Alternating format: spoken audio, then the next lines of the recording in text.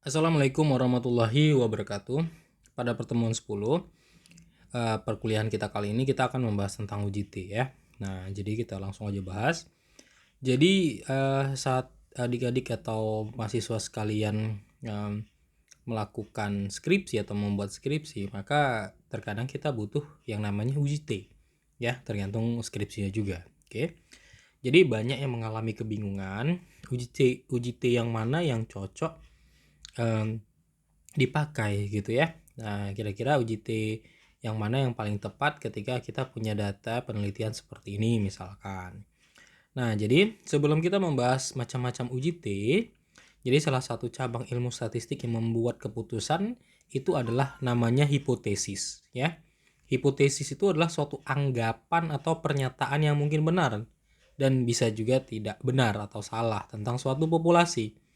Dengan menggunakan uji hipotesis, peneliti dapat menguji berbagai teori yang berhubungan dengan masalah-masalah yang sedang ditelitinya. Oke ya. Nah, jadi uji T ini kita bagi menjadi 3. Ada one sample t-test, paired sample t-test, dan independent sample t-test. Nah, uji T juga kadang disebut uji student ya. Nah,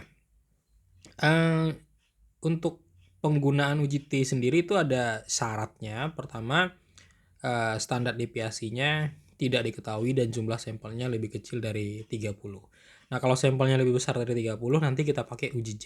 Nah, apa itu uji Z? Nanti kita bahas di video selanjutnya. Oke. Nah, sekarang kita coba bahas satu persatu ya tentang uji T tadi. Ada namanya one sample t-test. Nah, jadi one sample t-test ini merupakan teknik analisis untuk membandingkan satu variabel bebas. Teknik ini digunakan untuk menguji apakah nilai tertentu berbeda secara signifikan atau tidak dengan rata-rata sebuah sampel. Nah, pada uji hipotesis ini diambil satu sampel yang kemudian dianalisis. Nah, maksudnya gini. Misalkan ada suatu daerah, kita katakanlah daerah A. Daerah A itu menyatakan atau orang-orang menyatakan bahwasanya rata-rata dari produksi padinya 80 ton per bulan. Nah, kita tentunya ingin tahu apakah itu benar atau salah ya. Maka kita lakukan uji one sample t-test untuk mengetahuinya ya, untuk membuktikan kebenaran dari pernyataan tadi. Jadi kita ambil sampelnya dari populasi yang ada, kita lakukan uji one sample t-test untuk membuktikan pernyataan tersebut. Kemudian ada yang kedua namanya paired sample t-test. Nah, paired sample t-test ini maksudnya seperti ini ya. Analisis paired sample t-test merupakan prosedur yang digunakan untuk membandingkan rata-rata dua variabel dalam satu grup, dalam satu kelompok. Artinya, analisis ini berguna untuk melakukan pengujian terhadap satu sampel yang mendapat satu treatment yang kemudian dibandingkan rata-rata dari sampel tersebut sebelum dan sesudah. Maksudnya seperti ini. Kita ambil suatu sampel dari populasi, ya satu kelompok kita katakan. Nah, kita berikan treatment. Nah, sebelum diberi treatment dan sesudah diberi treatment ini artinya perlakuan, bisa aja kalau misalkan dalam tumbuhan sebelum diberi pupuk dan sesudah diberi pupuk gitu. Kira-kira ada nggak perubahannya? Apakah dia jadi makin bertambah tinggi, bertambah subur atau bagaimana? Nah, itu yang disebut sebagai paired sample t-test gitu ya. Kemudian yang ketiga yaitu independent sample t-test. Nah, independent sample t-test ini adalah uji statistik yang kita gunakan untuk dua sampel yang tidak berhubungan rata-ratanya ya. Nah, kita mau tahu apakah ada perbedaan rata-rata antara sampel yang satu dengan sampel yang lainnya. Nah, yang akan kita bahas di sini dari 3 ini kita akan bahas tentang independent sample t-test ya. Kita mau bahas ini saja. Ya, untuk dua tes lagi kita tidak akan bahas, tapi kalau sudah paham yang satu, saya rasa yang dua ini pun akan lebih mudah memahaminya. Oke ya. Nah, independent sample t-test kita kaji lagi lebih mendalam. Ya, digunakan untuk membandingkan dua kelompok rata-rata dari dua sampel berbeda ya, atau independen. Prinsipnya ingin mengetahui apakah ada perbedaan rata-rata antara dua populasi dengan membandingkan dua sampelnya. Oke ya. Nah, jadi dia ada dua kelompok dari populasi yang berbeda ya. Nah, UJT ini dibagi menjadi dua, yaitu varian sama dan varian beda. Apa itu varian? Varian itu dirumuskan seperti ini, disimbolkan ini, oke ya? Ini namanya varian. Nah, sekarang kita coba lihat rumusnya. UJT untuk varian beda. Nah, tadi kan varian sudah kita tuliskan ya, apa rumus varian tadi ya. Nah, di SMA juga varian itu udah dibahas juga di dalam materi statistika. Nah, ini adalah rumus UJT untuk varian beda. Di sini ini dia. Ini rumus T-nya tadi, rumus UJT-nya tadi. Di sini ada X1 rata-rata ya, rata-rata X1 dikurang rata-rata X2 dibagi dengan akar S1 kuadrat per N1 tambah S2 kuadrat per N2. Nah, ini rata-ratanya. Ya, sorry, ini UJT-nya. Nah, ini keterangan mengenai simbol-simbol di sini. Nah, di sini adalah degree of freedom atau DF, biasa juga disebut dengan derajat kebebasan. Guna degree of freedom ini adalah untuk menentukan apakah nilai T-nya nanti di T tabel itu berapa gitu ya kan. Nah, jadi degree of freedom ini kita gunakan untuk menentukan nilai T. Sementara ini kita gunakan untuk menentukan nilai T hitungnya. Oke ya. Nah, sekarang kalau dia variannya sama. Kalau variannya sama, untuk menentukan T hitungnya, biasa disebut T hitung gitu ya, kita gunakan rumus ini. Ya, di mana di sini ada SP. SP itu ini dirumuskan ya, ini rumusnya SP. Nah, ini keterangannya ya. SP itu standar deviasi rata-rata. N1 tuh banyak kelompok 1, N2 banyak kelompok 2, S1 ya seperti yang tadi ragam varian kelompok 1, varian kelompok 2 ya. Nah, nanti kita hitung ini dulu baru kita masukkan kemari. Nah, kemudian DF-nya itu gunanya untuk menentukan T tabel. Nah, N1 ditambah N2 kurang 2. Oke ya. Nah, kemudian ada rumus UJF. Nah, tadi kan kita lihat ada dua rumus ya, yaitu varian sama dan varian beda. Nah, untuk menentukan rumus yang mana yang mau kita pakai, apakah varian sama atau varian beda, maka kita lakukan uji F dulu. Nah, uji F itu rumusnya S1 kuadrat dibagi S2 kuadrat, di mana S1 itu yang besar nilainya, ya. S2 itu yang kecil nilainya. Kemudian DF-nya itu N kurang 1 untuk pembilangnya penyebutnya N kurang 2. Nanti kita lihat di tabel. Nah, DF ini gunanya untuk melihat F tabel ya. Nanti ada F hitung nih kita hitung, nanti ada F tabel ya, F yang kita lihat dari tabel. Nah, ini keterangannya ya. Nah, oke.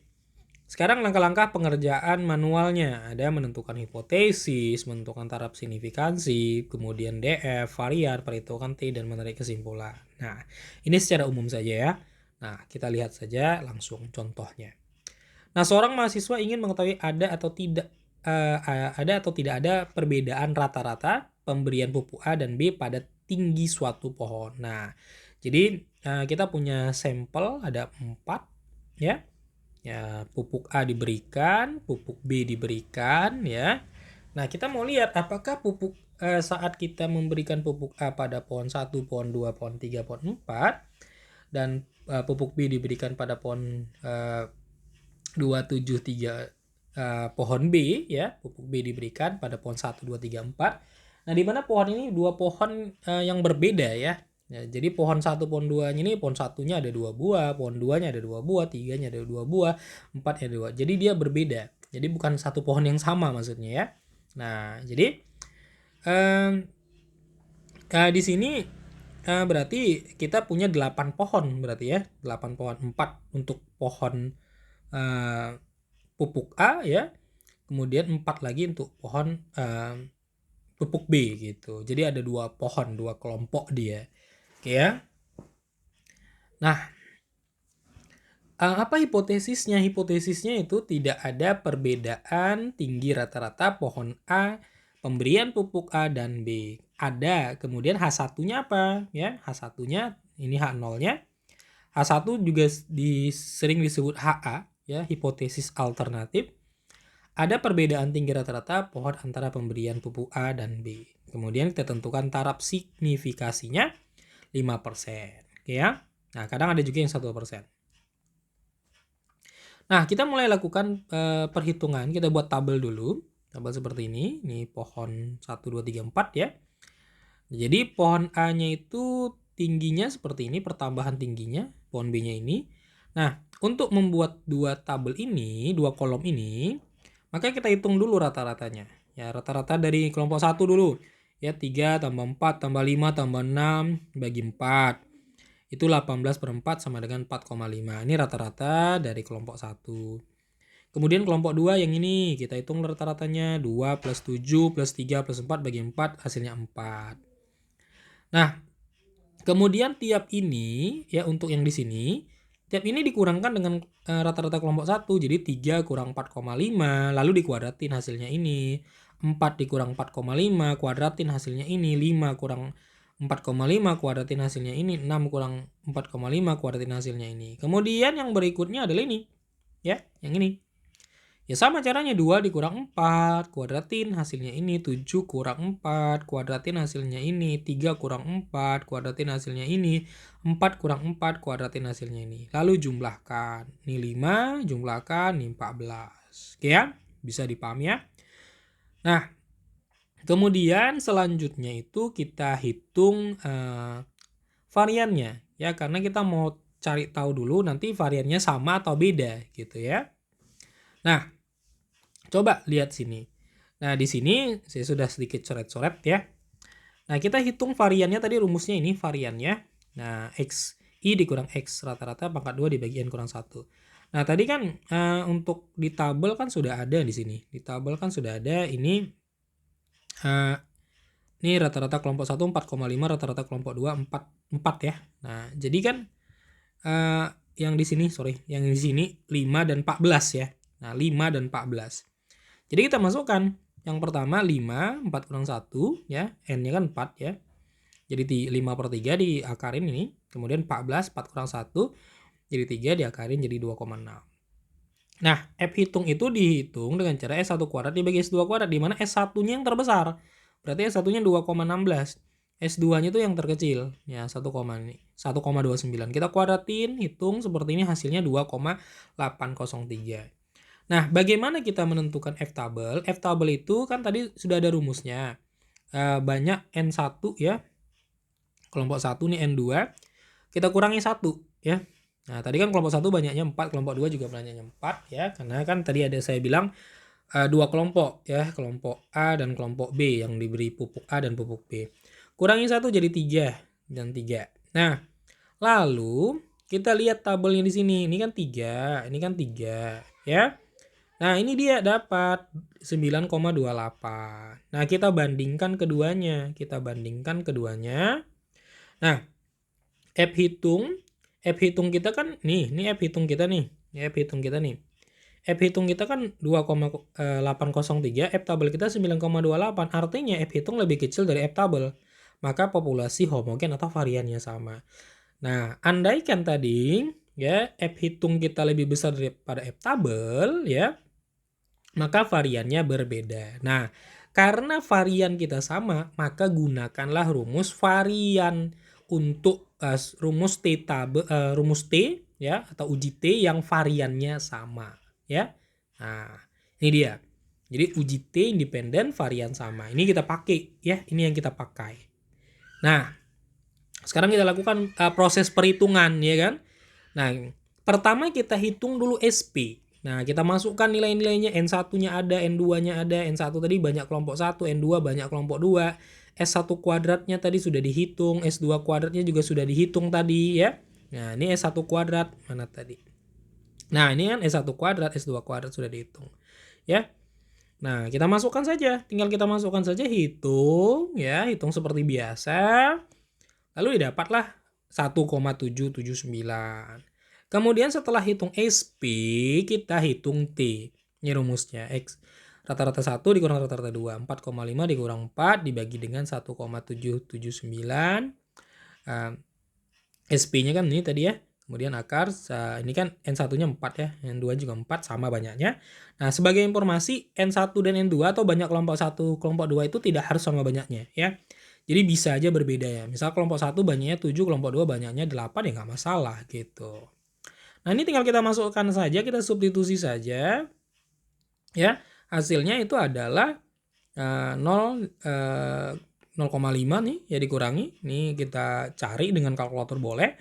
Hasilnya 0,397 ya. Ya, jadi ini namanya T hitung ya, T hitung gitu. Ini namanya T hitung. Nah, ini kita tinggal tarik kesimpulan ya. Kesimpulannya apa? T hitung positif maka tolak H0 jika T hitung lebih dari T tabel. T hitung negatif, nah tadi T hitung kita positif ya, maka tolak H0 jika T hitung kurang dari T tabel. T hitung kita 0,397, T tabel kita 2,447. Nah dari mana nih datangnya? Nah 2,447. Jadi sampel kita ada berapa? Ada 8 ya. Kelompok 1 itu 4, kelompok 2 itu 4. Jadi totalnya 8. Nah kita kurangi 2, 8 kurang 2, 6. Nah, cari di sini yang 6, ini 6. Ya. Kemudian lihat 0,05 nih. Nah, kita lihat di sini ya, kita tarik garis, nih, tarik garis nih dia. 2,447. Nah, maka T hitungnya lebih kecil daripada T tabel kita ya. Di sini kan berarti T hitung kita lebih kecil daripada T tabel. T hitung kita 0, T tabel kita 2, nah, sehingga apa? Terima H0 yang artinya tidak ada perbedaan tinggi rata-rata pohon antara pemberian pupuk A dan B. Artinya pupuk A dan pupuk B itu mampu memberikan rata-rata yang sama ya, atau kualitas pupuk A dan B-nya itu sama kualitasnya. Sehingga pertumbuhan dari kelompok A dan kelompok B ya, yang diberi pupuk A pupuk B itu sama dia ya. Nah, gitulah kira-kira maksud dari uji T independent t-test ya. Oke, saya rasa itu aja yang ingin saya sampaikan untuk materi kali ini. Semoga bermanfaat dan bisa dipahami. Nah, jangan lupa isi absennya di kolom komentar dan kerjakan tugasnya sebagai penilaian nanti untuk akhir semester. Terima kasih. Assalamualaikum warahmatullahi wabarakatuh.